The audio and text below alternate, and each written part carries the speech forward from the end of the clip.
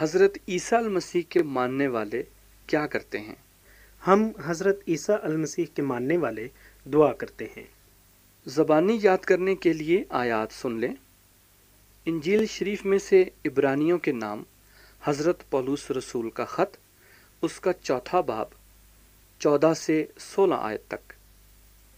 बस जब हमारा एक ऐसा बड़ा सरदार कायम है जो आसमानों से गुजर गया, यानी खुदा का बेटा यस्सु, तो आओ हम अपने इकरार पर कायम रहें, क्योंकि हमारा ऐसा सरदार कायम नहीं जो हमारी कमज़ोरियों में हमारा हमदर्द ना हो सके, बल्कि वो सब बातों में हमारी तरह आजमाया गया तो भी बेगुनाह रहा। बस आओ हम फजल के तख्त के पास दलेरी से चलें, ताकि हम पर रहम हो और वो फजल हासिल करें जो ज़रूरत के वक्त हमारी मदद करे।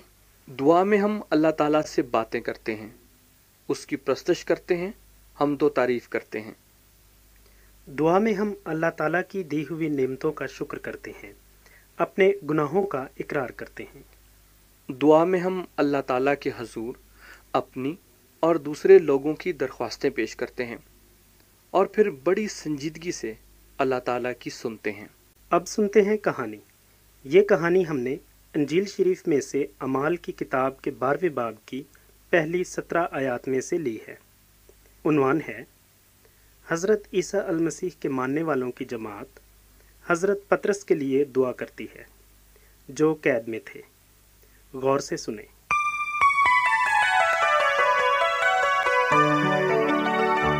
हज़रत ईसा अल मसीह के मानने वालों की जमात हज़रत पतरस के लिए दुआ करती है, जो कैद में थे। साथियों, हेरोदिस बादशाह ने हज़रत ईसा अल मसीह के मानने वालों की जमात को तंग करने के लिए उन पर हाथ डाला। उसने हज़रत यूहन्ना के भाई हज़रत याकूब को कत्ल कर दिया। जब हेरोदिस बादशाह ने देखा कि ये बात यहूदियों को बहुत पसंद आई है, तो हज़रत पतरस को भी गिरफ्तार करके कैद खाने में डाल दिया। अब कैद खाने में तो हज़रत पतरस की सख्त निगरानी हो रही थी, मगर हज़रत ईसा अल मसीह के मानने वालों की जमात एक जगह जमा होकर उनके लिए दिल से अल्लाह ताला से दुआ कर रही थी।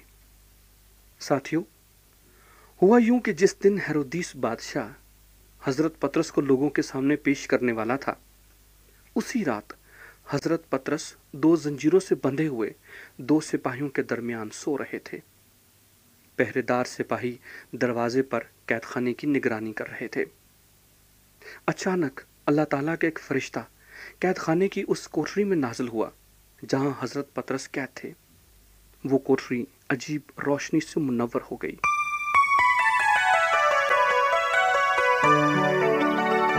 फरिश्ते ने हज़रत पतरस की पसली पर हाथ मारकर उसे जगाया और कहा, उठ, जल्दी कर। जंजीरें हज़रत पतरस के हाथों से खुल गईं। फरिश्ते ने उनसे कहा, अपने जूते पहन, अपनी कमर बांध, अपना चौगाबी ले और मेरे पीछे आ। हज़रत पतरस उस कोठरी में से निकलकर उस फरिश्ते के पीछे हो लिए। वो ये नहीं जानते थे कि जो कुछ हो रहा है हकीकत है। उनका ख्याल था कि वो कोई ख्वाब देख रहे हैं।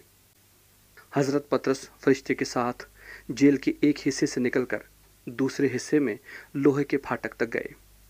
जब वो आखिरी सिरे तक पहुंचे, फरिश्ता उनके पास से चला गया। तब हज़रत पतरस को होश आया और उन्होंने जान लिया और यकीन किया कि अल्लाह ताला ने अपना फरिश्ता भेजकर उन्हें हेरोदिस बादशाह के हाथ से छुड़ा लिया है और यहूदी कौम की सारी उम्मीद तोड़ दी है।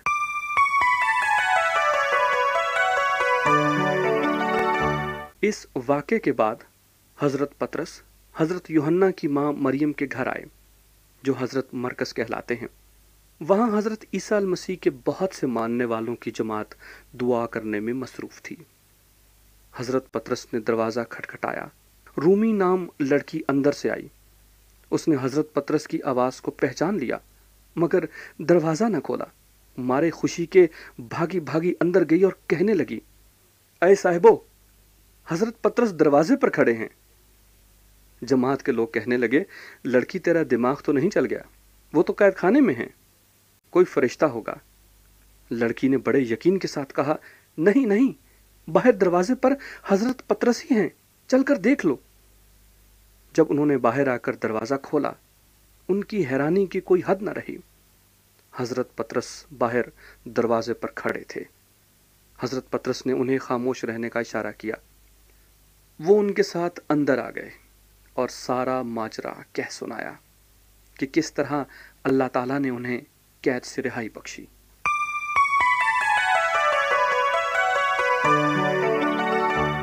इंजील शरीफ में से सच्ची कहानी हज़रत ईसा मसीह के मानने वालों की जमात हज़रत पतरस के लिए दुआ करती है जो कैद में थे। आप सुन रहे थे। साथियों, हम इस कहानी से क्या सबक सीखते हैं?